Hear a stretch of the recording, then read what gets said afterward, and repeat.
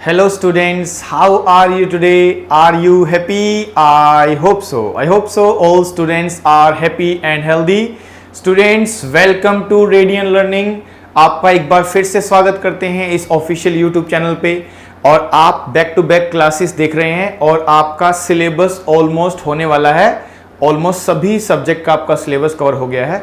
अब प्रैक्टिस चल रही है और आप देखोगे तो लास्ट क्लास में हमें आपको क्या सिखाया है, कॉम्प्रिहेंशन के बारे में सिखाया था कि कॉम्प्रिहेंशन के किस तरह से टाइप्स सीखने हैं।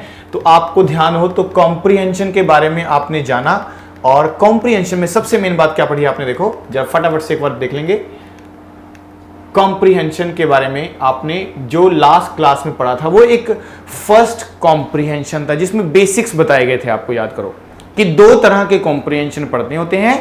एक जो क्वेश्चंस को डील करोगे ना तो एक डायरेक्ट क्वेश्चन होगा और एक इनडायरेक्ट क्वेश्चन होगा।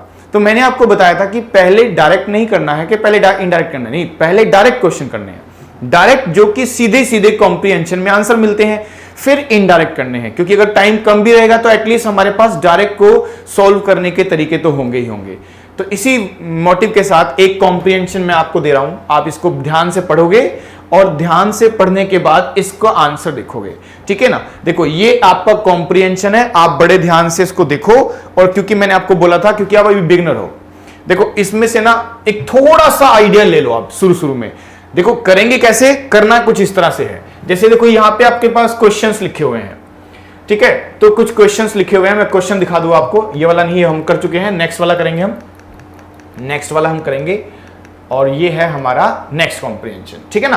तो ये आप करेंगे आज की क्लास में। तो ये कॉम्प्रिहेंशन 2 हो गया, 1 हमने कर लिया था। मैंने आपको 1 में खुद करके दिखाया था, आपको याद होगा किस तरह से आंसर ढूंढने हैं, किस तरह से मैच करने हैं, मैंने आपको सिखाया था। आज की क्लास में खुद आप प्रैक्टिस करोगे, खुद आप कोशिश करोगे ढूंढने की। तो देखो ये एक पूरा आपके सामने कॉम्प्रिहेंशन लिखा हुआ है। आप क्या करना, इस कॉम्प्रिहेंशन को थोड़ा सा एक ब्रीफ आइडिया ले लीजिए कि किस बारे में ये पैसेज चल रहा है। एक तो ये स्लाइड पॉज करके देखनी है आपको और ध्यान से पढ़ना है, फिर दूसरी स्लाइड भी आपको पॉज करके देखनी है और इसको पॉज करके फिर से आपको देखना है कि किस तरह से क्या क्या बातें लिखी है। तो ये 2 स्लाइड हो गई, ये आपका पैसेज है 1, 2, 2 स्लाइड के अंदर पूरा कॉम्प्रिहेंशन दिया है। फिर उसके क्वेश्चंस है नंबर 3 में। थर्ड स्लाइड में क्या लिखा है, आपके सामने कुछ क्वेश्चंस है। तो अब मैं आपको बता दूं कि कौन सा क्वेश्चन पहले करोगे और कौन सा बाद में करोगे। देखो जरा इसमें ना व्हाट इज द थीम पूछा गया है। आप खुद सोचो, थीम पूछने के लिए तो पूरा कॉम्प्रिहेंशन पढ़ना पड़ता है ना, तो आपको इसको सबसे लास्ट में करना है। तो पहले हम डायरेक्ट क्वेश्चन करेंगे। तो देखें कहां कहां डायरेक्ट क्वेश्चन दिख रहे हैं हमें। तो डायरेक्ट क्वेश्चन हमारे सामने देखो, एक तो लिखा है fill in the blank, fill in the blank the complete the statement. इस पूरी स्टेटमेंट को कंप्लीट करने के लिए ब्लैंक, तो आप सोचो ना ब्लैंक को तो सीधे आपको पैसेज के आंसर मिल जाएगा। आप सिर्फ ये चीज चेक करोगे इन 2019 कहां लिखा हुआ है, आप उसको मैच करोगे और जहां मैच मिल गया ऑप्शन के अकॉर्डिंग वही आपका आंसर बन जाएगा। तो ये सबसे पहले कर लेना। फिर आप कौन कर सकते हो, यानी जो मैं लास्ट में करने बता रहा हूं, पहला लास्ट में करना, दूसरा पहले कर सकते हो आप। फिर व्हाट इमेज है निर्मल पूजा वायरल फोटोग्राफ। तो आप वायरल फोटोग्राफ के बारे में पूजास की जो होगी वो आप देखोगे कि किस तरह से उसमें है। तो ये चीज ना आप व्हाट से पूछी गई है, तो व्हाट का आंसर मुझे लगता है डेफिनेटली आपको मिल जाएगा, आराम से मिल जाएगा, ठीक है ना। वाई, अब देखो वाई के बारे में पूछा गया ना, तो वाई का आंसर भी हो सकता है आपको थोड़ा टिपिकल लगे, तो वाई का क्वेश्चन अब बाद में करना। उसके बाद फिफ्थ क्वेश्चन में लिखा है देखो, why according to the text. जैसे लिखा था ना according to the text, according to the passage, तो फिर से वही बात आ जाती है कि आपको पूरा कॉम्प्रिहेंशन पढ़ना पड़ेगा। तो पहले आप ये वाला क्वेश्चन नहीं करेंगे, ओके। 6 नंबर पे चूज द फैक्टर्स पूछे गए हैं कि ये सारे, हाँ ये बिल्कुल डायरेक्ट क्वेश्चन है, इसको आप कर सकते हो, ठीक है ना। ये डायरेक्ट क्वेश्चन है, इसको आप स्टार्टिंग में कर सकते हो। तो आप देखो जो डायरेक्ट है वो स्टार्टिंग में करते चले जाओ, आपको आंसर मिल जाएगा इसका, ठीक है। ये इफ से लिखा हुआ है तो ये फिर से ये भी एक डायरेक्ट क्वेश्चन है, आराम से बन जाएगा आपका। हाउ से स्टार्ट किया गया है, ये भी आपका आंसर मिल जाएगा अकॉर्डिंग टू द पैसेज। अब इनकरेक्ट लिखा हुआ है तो इनकरेक्ट के लिए ना पूरा पैसेज पढ़ना पड़ेगा, इसको आप बाद में करना, सबसे लास्ट में कर लेना इसको, थीम से पहले थोड़ा सा। ये भी वही है, इसका मीनिंग बताना होगा तो इसको लास्ट में करना, ठीक है ना। तो आप ध्यान दो, अब तो डायरेक्ट क्वेश्चन आपके पास 4 से 5 है और इनडायरेक्ट क्वेश्चन भी 4 से 5 है। तो पहले डायरेक्ट कर लेना फिर इनडायरेक्ट कर लेना, ठीक है। एक बार फटाफट से देख लो आप ध्यान से इसको। पहले अपने डायरेक्ट के ऑप्शंस को पढ़ना, जैसे पहले बताया गया था आपको, पहले डायरेक्ट के ऑप्शन को पढ़ना आपको, फिर इनडायरेक्ट क्वेश्चन को मूव करना है। तो आप देखो जरा, तो ये फर्स्ट, सेकंड, पॉज कर लेना आप इसको, एंड थर्ड, ये क्वेश्चन है आपके सामने, या तो स्क्रीनशॉट ले लो अगर लेना चाहो तो, या पॉज करके आराम से। फोर्थ स्लाइड है, दूसरा क्वेश्चन है, पहले अब ये कर सकते हो ना, पहले इसको कर लेना आप। Fifth, sixth, seventh, eighth, ninth, 10th, 11th, 12th। ठीक है, अब आप इन सबके स्क्रीनशॉट ले लो या पॉज कर करके इसको आंसर बनाना। आपको जो मेथड बताया गया है आप आराम से करना। मैं चाहता हूं कि ये कॉम्प्रिहेंशन खुद बनाओ आप, ठीक है। मैं आपकी हेल्प नहीं करूंगा इसमें, आप खुद बनाएंगे, लेकिन हम वीडियो में ज्यादा वेट भी नहीं कर सकते हैं, तो बड़े आराम से पहले इसके आंसर बनाना। जो नेक्स्ट क्लास होगी मैं इसके आंसर्स बता दूंगा आपको, ठीक है ना। आप ये सभी पूरा कॉम्प्रिहेंशन आप तैयार करोगे, पूरा फुल कॉम्प्रिहेंशन। पहले क्या करना है, डायरेक्ट क्वेश्चनों को पढ़ो, पैसेज में से आंसर देखो। तो मुझे लगता है 4-5 क्वेश्चन बड़ी आसानी से बनेंगे आपके, बड़ी आसानी से बनेंगे। हाँ, जो 4 से 5 क्वेश्चन बच जाएंगे ना, उसके लिए थोड़ा पैसेज को पढ़ना पड़ेगा और आप आंसर अपने निकाल पाओगे, ठीक है ना। तो ये जो मैंने आपको बोला पॉज करके, इसका स्क्रीनशॉट या पॉज किया होगा आपने, और ये अब आंसर आपको बनाने हैं। पहली वीडियो में मैंने बनाया था, अब खुद बनाओ, और नेक्स्ट वीडियो में मैं इसके आंसर दूंगा कि ये इसका आंसर होगा वो। तब तक आराम से आप बना के रखना, ठीक है, तब तक आप आराम से बना के रखना। अब हम क्या करने जा रहे हैं, थोड़े कुछ वर्ड्स की प्रैक्टिस करते हैं। जैसे कि आपने देखा ना, कुछ क्लासेस में मैंने आपको 1 वर्ड सब्स्टिट्यूशन पढ़ाया, इडियम फ्रेजेस पढ़ाया, तो आज की क्लास में क्या करेंगे, अब उनके बारे में थोड़ा। अब कॉम्प्रिहेंशन का टारगेट मिल गया आपको, पिछली क्लास में बेसिक बताया था और एक आपको करके भी दिखाया था। इस क्लास में आपको टारगेट मिल गया है कॉम्प्रिहेंशन का। मैं फिर से आपको बता दूं आपको क्या करना है। देखो, आपको एक ये कॉम्प्रिहेंशन जो लिखा हुआ है, ध्यान से इस कॉम्प्रिहेंशन को आप स्क्रीनशॉट लो या पॉज करो। स्लाइड 1, स्लाइड 2 पॉज करो या स्क्रीनशॉट लो। थर्ड यहां से स्टार्ट कर दो, यहां से क्वेश्चन को आप स्टार्ट कर दो, ठीक है। 4th, 5th, 6th, 7th, 8th, 9th, 10th, 11th और 12th, ये है आपके। इनको आप आराम से क्वेश्चनों को सॉल्व करो, अपने पेपर पे लिख लेना इसको, और इसके आंसर्स मैं आपको फिर नेक्स्ट क्लास में बताऊंगा। अब हम करने जा रहे हैं कुछ वर्ड्स की तरफ, ठीक है, किस तरह से, क्योंकि कॉम्प्रिहेंशन आप बनाने की कोशिश करोगे, पूरा ध्यान से पढ़ोगे तभी बात बनेगी। आराम से पढ़ो इसको रिलैक्स होके, और फिर आप बताना कि कितने आपके ठीक आए, और मैं जब आंसर बताऊंगा तो आप मैच करोगे नेक्स्ट क्लास में। इसी तरह से चलेगा काम। आगे देखो, हाँ, अब हम कुछ क्वेश्चन की प्रैक्टिस करते हैं। देखो, तो आपके 30 क्वेश्चन मैं बताऊंगा अब आपको। 30 क्वेश्चन का एक तरह से मान के चलो छोटा सा टेस्ट ही है आपका, कि आपको अकॉर्डिंग टू द ऑप्शंस बताना है, इडियम या फ्रेजेस जो भी लिखा होगा, या फिर 1 वर्ड सब्स्टिट्यूशन भी हो सकता है, वो भी देख लेना। तो लिखा हुआ है the act of killing a king, the act of killing a king लिखा हुआ है।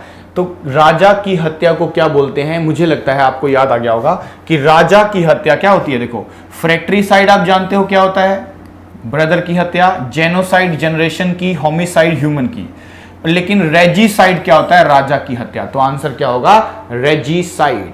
आप ध्यान रखना, आपको वर्ड्स पे काम करना है। आपको जिस मेथड से वर्ड्स को याद करना सिखाया है, आप उसको डेली याद करा करो, डेली बेसिस पे। ब्रिटल का मतलब होता है इजी टू वॉश, नहीं जी। Hard but easy to broken, बिल्कुल सही है, यही आंसर होगा बी। हार्ड टू ड्रिंक, नहीं जी, ड्रिंक का कोई रोल नहीं है इसके अंदर। और आप स्वीट इन ड्रिंकिंग, ये भी गलत माना जाएगा। आपका आंसर बी होगा। ब्रिटल का मतलब ही होता है जो हार्ड हो और इजी टू ब्रोकन हो, इजी टू ब्रोकन हो, इजी टू बी ब्रोकन, ठीक है। आगे देखो, killing of one's husband, killing of one's husband, तो क्या लिखा जाता है, हस्बैंड की हत्या को, रेजिसाइड तो नहीं होगा, वो राजा की हत्या होती है। और आप लिखा है फ्रैट्रिसाइड, तो फिर ये भी गलत हो गया। जेनोसाइड हो गया, ये भी गलत हो गया। मैरिटीसाइड का मतलब होता है, मैरिटीसाइड का मतलब होता है हस्बैंड की हत्या, ठीक है। आगे देखो, killing of one's relative, regicide राजा की हत्या, इससे याद भी आ रहा है बार बार आपको। फ्रैट्रिसाइड भाई के लिए, और पेरिसाइड याद करो ना, पेरिसाइड से याद करा था ना, पैरों को हाथ लगाते हैं किसके, रिलेटिव्स के, तो यहां पे सी आंसर हो जाएगा। आगे देखो, चिकन हार्टेड, ये एक इडियम है, चिकन हार्टेड। चिकन हार्टेड हमने किसी को बोला था, जो चिकन खाते हैं ना वो कमजोर दिल के होते हैं, ठीक है ना, जो जिसको कमजोरी होगी उसको तो बोलते हैं ना कि चिकन खा लो, लेकिन चिकन का मतलब कमजोर हो गया, कावर्ड डरपोक हो गया। तो ब्रेव और यहां ब्रेवली, ठीक है ना, और यहां लिखा है कावर्ड और यहां लिखा है कावर्डली। तो आप ये मैंने क्यों लिखा कावर्ड और कावर्डली, इसका फर्क समझो। देखो आप समझो कि जो कावर्ड होता है ना, कावर्ड, इस कावर्ड का जो मतलब होता है, और एक हम लिखते हैं कावर्डली, कावर्ड और एक होता है कावर्डली, दोनों में फर्क है। कावर्ड का मतलब पता क्या होता है, कावर्ड का मतलब होता है डरपोक है, कावर्ड का मतलब सिर्फ और सिर्फ क्या होता है, डरपोक होता है। और साथ में क्या लगा देते हैं, डरपोक व्यक्ति, यानी ये एक नाउन माना जाता है। इसको हम क्या बोलते हैं, जस्ट लाइक अ नाउन। जैसे टीचर एक नाउन है, बॉय एक नाउन है, ऐसे कावर्ड का मतलब होता है डरपोक व्यक्ति। क्वालिटी नहीं है ये व्यक्ति है, मतलब नाउन है ये। हाँ, एल वाई लगाने से ये एडवर्ब नहीं बनता, एल वाई बनाने से ये विशेषता बनती है। अब ये बन जाता है एडजेक्टिव। क्या बन जाता है, एडजेक्टिव। तो यहां पे लिखा है ना चिकन हार्टेड, और चिकन हार्टेड कौन होगा, कोई पर्सन होगा। चिकन हार्टेड कौन होगा, कोई पर्सन होगा। तो भाई नाउन से पहले तो एडजेक्टिव आता है ना, तो हमें इसलिए कावर्डली चाहिए कि कावर्ड चाहिए, क्या नाउन चाहिए, नहीं नाउन नहीं, हमें एडजेक्टिव चाहिए। तो इसलिए मैं आंसर जो दूंगा वो क्या दूंगा, सी, कावर्डली। तो कावर्डली के बाद नाउन लगाया जा सकता है, ठीक है, और कावर्ड तो खुद ही एक नाउन है, खुद ही एक नाउन है, वो गलत है, उसके साथ नाउन नहीं आता ना, इसलिए हमें एडजेक्टिव चाहिए। चिकन हार्टेड का मतलब कायर, ठीक है, तो हम क्या लिखेंगे यहां पे, कावर्डली।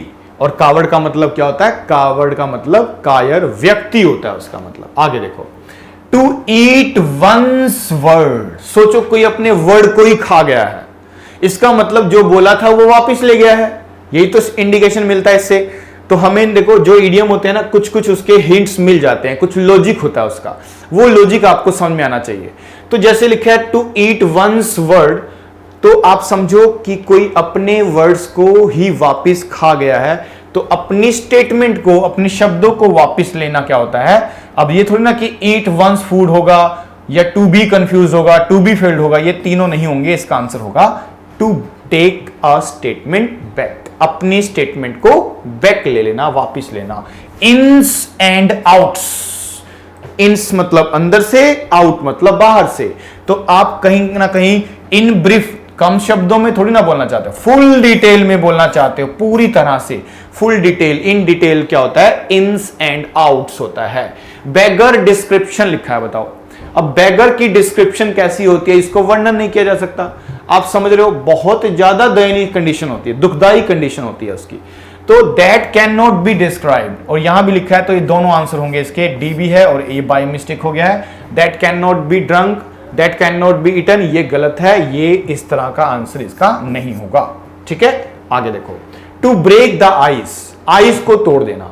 अब टू ब्रेक द आइस का मतलब समझ रहे हो, चुप्पी तोड़ देना, याद है ना, ice, ice cubes, ice cubes में किस में डालते हैं, अल्कोहल में, अल्कोहल का इनटेक करते हो, सब बोलना शुरू कर देते हैं, इतना बोलते हैं, इतना बोलते हैं, इससे ज्यादा बोलते हैं, आप सब जानते हो भाई। आइस को, आइस क्यूब को अगर हम किस में डाल देंगे, अल्कोहल में, तो आप सब जानते हैं कि वो क्या होने वाला है उसका रिजल्ट। उसके बाद जो उसको लेगा ना, इतना बोलेगा, हद से ज्यादा बोलेगा, जो नहीं बोलता था वो भी बोलना शुरू कर देगा।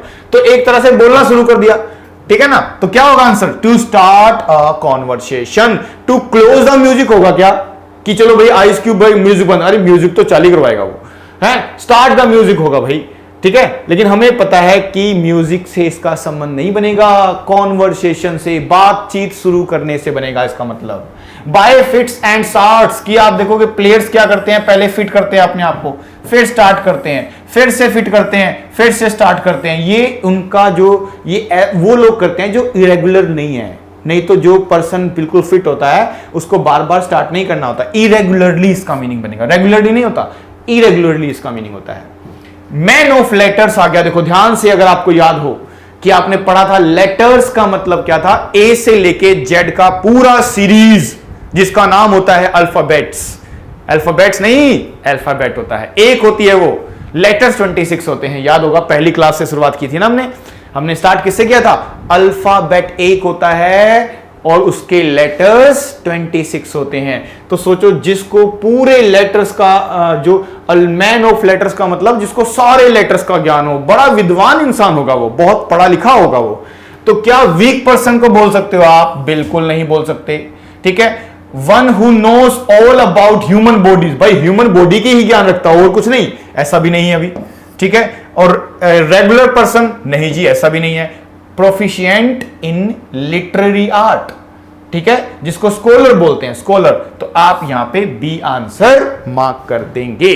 आगे देखो, a needle in a हेस्टैक, a needle इन अ हेस्टैक, भूसे का एक स्टैक है, सूखी घास जिसको बोलते हैं, उसका एक बहुत ही ढेर लगा हुआ है, उसमें निडल गिर जाती है, तो आप ढूंढ पाएंगे क्या? बच्चे कह रहे सर हम तो नहीं ढूंढ पाएंगे। अगर ढूंढ नहीं पाओगे तो क्या हिडन एनिमी है, वो दुश्मन थोड़ी ना है आपका, छिपा हुआ दुश्मन थोड़ी ना है। राइट द स्टोरी लिखने की बात थोड़ी ना कर रहे हो। Something that is very very difficult to locate, जो ढूंढने में कठिन हो जाए आप याद करोगे।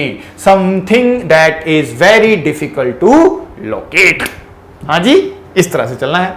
फाउंड एवरीथिंग, ये भी नहीं होगा, हर चीज कैसे मिल जाएगी उसके अंदर। आगे देखो, अ वेट ब्लैंकेट लिखा हुआ है, अ वेट ब्लैंकेट। अब देखो, अ वेट ब्लैंकेट का मतलब क्या होता है? ब्लैंकेट कंबल को बोलते हैं, वेट का मतलब गीला, और हम इडियम पढ़ रहे हैं तो हमें पता है मीनिंग, तो वो नहीं बनने वाला।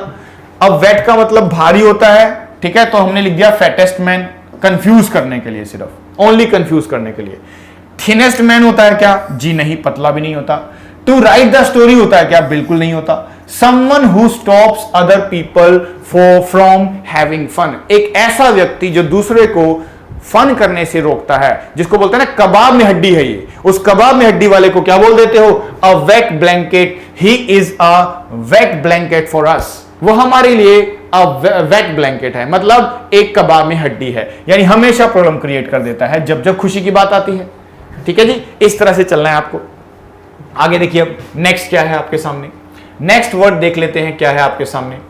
इट्स ग्रीक टू मी, अरे ग्रीक भाषा मान लो, ठीक है, आपको पढ़ना है तो कितना डिफिकल्ट है, समझ नहीं पाओगे, आप समझ नहीं पाओगे तो क्या विजिट समवेयर, कहीं जाना है ग्रीस का मतलब? बिल्कुल नहीं है। To visit the Greek, Greek लोगों से मिलना है? नहीं है। I can not understand anything, हाँ ये हो सकता है कि कुछ नहीं समझना। मिसिंग समवेयर, नहीं जी ऐसा नहीं होता, गुम होने की कोई बात नहीं होती इसके अंदर, अंडरस्टैंड नहीं हो रहा, तो I can't understand. Best of both worlds, तो बेस्ट है, दोनों है, और वर्ल्ड का मतलब हैंड है, याद है ना, दोनों हाथों में है लड्डू, इसका मतलब आइडियल कंडीशन में है, अच्छे दिन चल रहे हैं उसके, ठीक है ना। टू स्टार्ट अ कॉन्वर्सेशन नहीं होगा, वो तो ब्रेक द आइस का था। डू योर बेस्ट, अपना बेस्ट दो, ये भी नहीं होगा। टू स्पेंड मनी क्विकली, भाई ऐसा भी नहीं है। To be in an ideal condition, एक अच्छी हालात में होना, ये बिल्कुल सही है। आगे देखते हैं, अ क्लोज फिस्टेड पर्सन, याद रखो, अ क्लोज फिस्टेड पर्सन क्या होता है बताना, अ क्लोज फिस्टेड पर्सन। अब मैं ये बोलूंगा कि क्लोज का मतलब निकालो, फिस्टेड का निकालो, फिर पर्सन का मतलब निकालो, भाई सबका मीनिंग नहीं होगा ना, आप जानते हो, ईडियम पढ़ रहे हो आप, ईडियम में मीनिंग नहीं होता। अब जरा देख लो क्या लिखा है, अ ग्रीडी पर्सन होता है क्या क्लोज फिस्टेड पर्सन? जी नहीं, ग्रीडी तो नहीं होता, लालची को तो नहीं बोलते हैं। अ सॉफ्ट हार्टेड पर्सन, क्योंकि क्लोज लिखा है, बिल्कुल नहीं होगा ऐसा भी। अ माइजर पर्सन हो सकता है क्या? बिल्कुल पॉसिबल है। रिच पर्सन को बोलते हैं? नहीं, हम किसको बोलते हैं? माइजर पर्सन को। किसको बोलते हैं? अ माइजर पर्सन। और अगर माइजर लिखा ही है तो हम इसको कर लेंगे अ माइजरली पर्सन, माइजर नहीं, अ माइजरली पर्सन, ठीक है, या तो अ माइजर लिखेंगे या फिर अ माइजरली पर्सन लिखेंगे, इस तरह से, ठीक है, या तो अ माइजर लिख दो, बिल्कुल। चलिए, to draw a blank, to draw a blank, draw करना, अब ड्रॉ करना, क्या करना, अब ब्लैंक, ब्लैंक का मतलब खाली छोड़ देना, ठीक है। अब सोचो खाली कब छोड़ते हो आप? आपने क्वेश्चन आता होगा तो अटेम्प्ट करोगे, नहीं तो खाली छोड़ दोगे। अगर खाली छोड़ दिया है तो इसका मतलब आप सक्सेसफुल तो नहीं हुए ना, अनसक्सेसफुल रह गए आप, अनसक्सेसफुल। तो क्या इसका मीनिंग टू बी अनसक्सेसफुल हो सकता है? हाँ जी हो सकता है। टू राइट द स्टोरी हो सकता है? नहीं हो सकता। टू बी ruined, बर्बाद होना? नहीं। टू बी सक्सेसफुल नहीं। तो अगर ड्रॉ अ ब्लैंकेट, ब्लैंकेट खाली छोड़ दिया है तो ध्यान रखना आप क्या हो चुके हो, अनसक्सेसफुल हो चुके हो। तो टू बी अनसक्सेसफुल इसका आंसर रहेगा। ठीक है, आगे लिखा है हरक्लीन टास्क। क्या लिखा है जी? हरक्लीन टास्क। कैसा टास्क? हरक्लीन टास्क। तो देखो, एक होता था पीस ऑफ केक। और पीस ऑफ केक कैसा काम होता है? बड़ा आसान काम होता है। हरक्लीन टास्क क्या होता है? उसका अपोजिट हो गया, वो डिफिकल्ट टास्क होता है। तो क्या कंफ्यूजिंग टास्क को बोलते हैं? जी नहीं। क्या डिफिकल्ट को बोल सकते हैं? बिल्कुल। इरेगुलर टास्क को बोलोगे? नहीं। इजी टास्क को बोलोगे? नहीं। हमें बोलना चाहिए एप्रोप्रिएट वर्ड क्या है हमारे लिए? डिफिकल्ट टास्क, जिसमें पूरा एफर्ट लगे आपका। आपका एग्जाम क्रैक करना है तो क्या लगता है, अब पीस ऑफ केक है या हरक्लीन टास्क है? अपने दिल पे हाथ रख के बताओ कैसा टास्क है। कमेंट में बता दिया करो कभी कभी कुछ बातें, अपने दिल पे हाथ रख के बताओ। ध्यान से अगर जो वीडियो को देख रहा है, आपने कमेंट में शेयर करनी है बात कि आप इस बार एग्जाम जो क्रैक करोगे ये आपके लिए पीस ऑफ केक है कि हरक्लीन टास्क है। जो आपको लगे बताना। अगर आपको लगता है बहुत डिफिकल्ट है, सब मेहनत करनी पड़ रही है, ये भी पढ़ना पड़ रहा है, वो भी पढ़ना पड़ रहा है, हम पूरे तैयार हो चुके हैं, तो हरक्लीन टास्क। और अगर आपको लगता है बाएं हाथ का खेल है, न्यू ही हो जाएगा, मतलब पढ़ने की जरूरत नहीं है, सीधे जाओगे आराम से हो जाएगा, तो वो आपके लिए अ पीस ऑफ केक है फिर। ठीक है ना? ध्यान से बताना आंसर। ठीक है, मैं वेट करूंगा, आंसर का ध्यान रखना। तो हरक्लीन टास्क का मतलब क्या होता है? हरक्लीन टास्क का मतलब होता है ऐसा टास्क जो डिफिकल्ट होता है, जिसमें एफर्ट लगता है, एनर्जी लगती है हर तरह से। ठीक है, आगे देखो नेक्स्ट। अ मेडन स्पीच लिखा है, बताओ। मेडन कन्या को बोलते हैं, स्पीच मतलब स्पीच होती है। किसी कन्या की स्पीच को बोलते हैं जो पहली बार, जो फर्स्ट टाइम स्पीच दी जाती है। तो ब्यूटीफुल स्पीच से कोई मतलब नहीं है इसका, सुंदर। ठीक है, क्योंकि मेडन मतलब सुंदर भी हो सकता है। टू डिफिकल्ट स्पीच को बोलोगे क्या? बिल्कुल नहीं। टू फर्स्ट स्पीच को बिल्कुल हाँ बोलोगे। और अब बेबी स्पीच तो नहीं होगी। ठीक है ना? आप वाला बेबी नहीं, कभी आप सोचो अपने वाला बेबी। अरे आपका बेबी अलग होता है भैया, मैं छोटे बेबी की बात कर रहा हूं। ठीक है, आपका बेबी अलग है, आपको पता है बेबी ने खाना खाया, ये वाला सब कुछ बेबी, वो वाली बेबी की बात नहीं कर रहा हूं मैं बेबी नॉर्मल छोटे बच्चों की बात कर रहा हूं। जैसे कि आप जानते होंगे ना कि जब हम 0 से लेके 6 महीने का बच्चा देखते हैं ना, 0 से लेके 6 महीने का बच्चा, तो उसको हम क्या बोल देते हैं, किस नाम से? इन्फेंट के नाम से बोलते हैं उसको। इन्फेंट होता है वो, शिशु होता है वो। फिर जब देखते हो 6 मंथ से लेके थोड़ा सा बड़ा हो जाता है, तो हम उसको 6 मंथ से लेके 2 साल तक लगभग क्या बोलना शुरू कर देते हैं? बेबी बोलते हैं। बेबी, बाबू नहीं बोलते हैं भाई, बेबी बोलते हैं। आप वाला बाबू नहीं, बेबी बोलते हैं, बेबी। ठीक है जी, आपका अलग ही बेबी है। तो 2 साल से लेके फिर 5 साल का जो बेबी है, अब वो बेबी नहीं रहता है, वो बन जाता है किड। वो क्या बन जाता है आपके लिए? किड बन जाता है। और फिर 5 साल से लेके जो 12 साल तक का आपका बेबी रहता है, वो बेबी और किड नहीं, अब वो बन जाता है चाइल्ड। क्या होता है? चाइल्ड। ये क्यों लिखा मैंने? क्योंकि याद रखना, ये जो वर्ड्स है ना, ये हमेशा जेंडर फ्री माने जाते हैं। मतलब इनके लिए ही शी नहीं लगाते हैं। अगर आपको लगाना हो तो मुझे क्या लगाना पड़ेगा? इसके लिए इट लगाना पड़ेगा। इट लगाना चाहिए इनके लिए, ध्यान रखना। तो ये इंपॉर्टेंट पार्ट है। जैसे कभी कभी एग्जाम में आ जाएगा, the baby is crying for his mother, her mother, it's mother. तो बेबी की रिस्पेक्ट में क्या लगाना पड़ता है? It's mother. इन्फेंट की रिस्पेक्ट में इट्स मदर। किड की रिस्पेक्ट में इट्स मदर। चाइल्ड में इट्स मदर। लेकिन अगर लिखा जाए बेबी गर्ल, बेबी बॉय, तो इससे तो क्लियर हो जाएगा। हाँ, लेकिन अकेले वर्ड ये लिखे होते हैं तो ही शी नहीं लगाना चाहिए इनके लिए। इनके लिए इट वाला वर्ड लगाना होता है, इट वाला वर्ड। ठीक है ना? ध्यान रखना। ठीक है, तो कुछ पॉइंट दिमाग में आते हैं तो बता देता हूं मैं। Jump on the bandwagon. ठीक है, तो to jump on the bandwagon. Wagon समझते हो क्या होता है? वैगन एक तरह से ना एक रेडी टाइप होती है, जिसको एक तरह से गाड़ी टाइप बोल सकते हो, जो कि पशु चलाते हैं। ठीक है, तो इसका मीनिंग क्या है? To follow the tradition. भाई जो ट्रेडिशन चल रहा है उसको फॉलो कर रहे हो, पुराना कोई ट्रेडिशन है उसको फॉलो कर रहे हो। टू फॉलो पॉपुलर ट्रेंड, जो आज के समय में एक पॉपुलर चल रहा है ट्रेंड, उसको फॉलो कर रहे हो। टू लीव वंस इनकम, अपनी इनकम में गुजारा कर रहे हो। टू हैव फन, और मौज मस्ती कर रहे हो। तो इसका आंसर क्या होता है? To jump on the bandwagon का मतलब आज के समय के हिसाब से चलना। तो या कह सकते हो यहां पे पॉपुलर क्या हो जाएगा? To follow popular trend. जो पॉपुलर ट्रेंड चल रहा है उसको फॉलो करना, ठीक है, उसको फॉलो करना, ठीक है। आगे देखो नेक्स्ट, टू पे थ्रू द नोज, टू पे थ्रू द नोज। तो इससे पता चलता है देखो पढ़ने से ही कि अगर किसी को नोज से पे करना पड़ रहा है तो कितना ज्यादा पे करना पड़ रहा होगा, उसको बहुत पे करना पड़ रहा होगा। प्ले वंस अगेन तो नहीं होगा, टू वर्क वेरी हार्ड भी नहीं होगा, टू पे एन एक्सट्रीमली हाई प्राइस बिल्कुल फिट बैठ रहा है इस वर्ड के ऊपर, हिडन मीनिंग लगता है वही बन रहा है। टू बिगिन अगेन ये बिल्कुल भी नहीं है, ठीक है। तो टू पे एन एक्सट्रीमली हाई प्राइस, किसी चीज का बहुत ज्यादा प्राइस देना, इसका मीनिंग बन जाएगा, ठीक है जी, ये ध्यान रखना। क्लियर हो गया? आगे देखो, to be under weather, to be under weather आ गया, याद है ना कैसे करना था? अंडर वेदर, वेदर के नीचे। हम कभी कभी बोलते हो ना कि तुम लोग वेदर की चपेट में आ गए हो। वेदर की चपेट का मतलब वेदर के अंदर आ चुके हो, अंडर द वेदर, वेदर की चपेट में। और जब वेदर की चपेट में कोई आता है ना, जैसे ठंड बढ़ रही है तब आता है, गर्मी बढ़ रही है तब आता है। जैसे हम तो परेशान रहते हैं, अब देखो गर्मी ज्यादा हो रही है तो तुम लोग क्या कहते हो? सर्दी आ जाए। जब सर्दी ज्यादा आती है तो तुम लोग कहते हैं गर्मी आ जाए।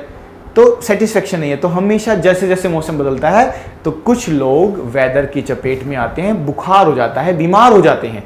तो इसका मतलब नॉट टू फील वेल होगा, वेरी रेयरली नहीं होगा, अंडर सस्पिशियस नहीं होगा, इन अ गुड कंडीशन नहीं होगा। ये तीनों गलत हैं, आप आंसर देंगे not to feel well. Under weather का मतलब होता है चपेट में आना, मौसम की चपेट में आना।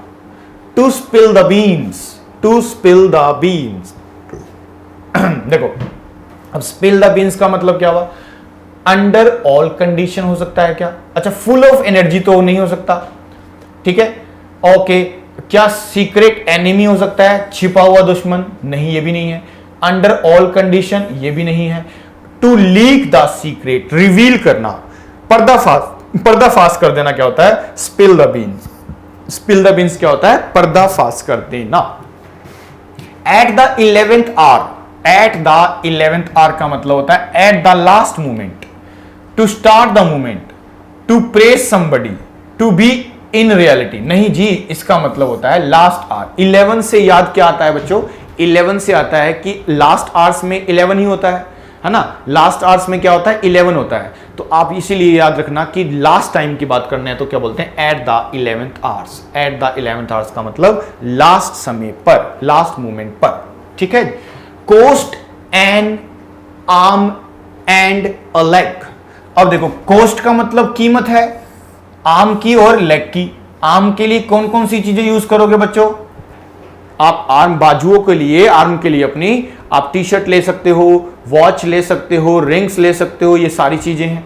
और लेग्स के लिए आप क्या लेते हो? पैंट्स लेते हो, शॉर्ट्स लेते हो, शूज लेते हो, सॉक्स लेते हो, ये सारी चीजें, बेल्ट लेते हो। तो अगर एक साथ ये सब की कॉस्ट आ जाए आपके ऊपर तो बहुत महंगा हो जाएगा। अरे इसका मीनिंग भी तो महंगा बनता है। टू प्ले वंस अगेन थोड़ी ना होगा, वेरी चीप थोड़ी ना होगा, वेरी एक्सपेंसिव होगा इसका मीनिंग। टू बी रिच भी नहीं होगा, है ना। इस तरह से याद करना है। A fair weather friend, a fair weather friend कैसा होता है? जो फेयर वेदर में आपका फ्रेंड रहता है। भाई जैसे जैसे मौसम बदलता है वो आपका दोस्त हट जाता है, दोस्त बनता ही नहीं आपका वो, ठीक है। तो फेयर का मतलब, फेयर वेदर का मतलब होता है ऐसा फ्रेंड जो अनुकूल स्थिति में आपके साथ है, ठीक है ना। अनुकूल स्थिति में। एक होता है बोजम फ्रेंड। बोजम फ्रेंड का मतलब होता है जो आपका बेस्ट फ्रेंड है, जो आपके साथ रहता है हमेशा, क्लोज फ्रेंड है, शेयर करते हो बातें।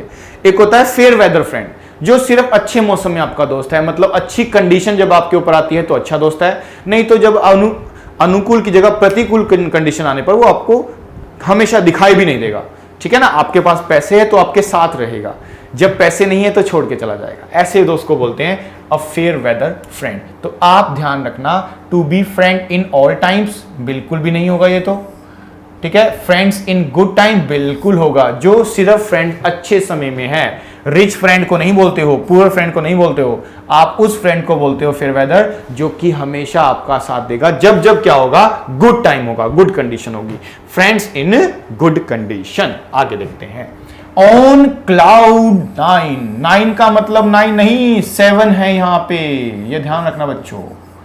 सातवें आसमान पर। सातवें आसमान पर क्या होता है? जब कोई बहुत ज्यादा खुश होता है, एक्सट्रीमली हैप्पी, बहुत ज्यादा खुश। फील पुअर नहीं भाई, फील पुअर नहीं होगा, एक्सट्रीमली हैप्पी एंड एक्साइटेड बिल्कुल होगा। टू फील रिच, जी नहीं, ये नहीं होगा। रेगुलरली नहीं होगा, क्योंकि रिच होने से भी कई बार खुशी नहीं मिलती है। तो जब हम एक्सट्रीमली हैप्पी होते हैं, एक्साइटेड होते हैं, तब हम 7वें आसमान पर होते हैं। तो आपका जो आंसर बनेगा वो क्या बनेगा? Extremely happy and excited on cloud 9। क्या बना? ऑन क्लाउड 9 का मतलब 7वें आसमान पर। ठीक है जी, आ रहा समझ में ना? इस तरह से चलना है।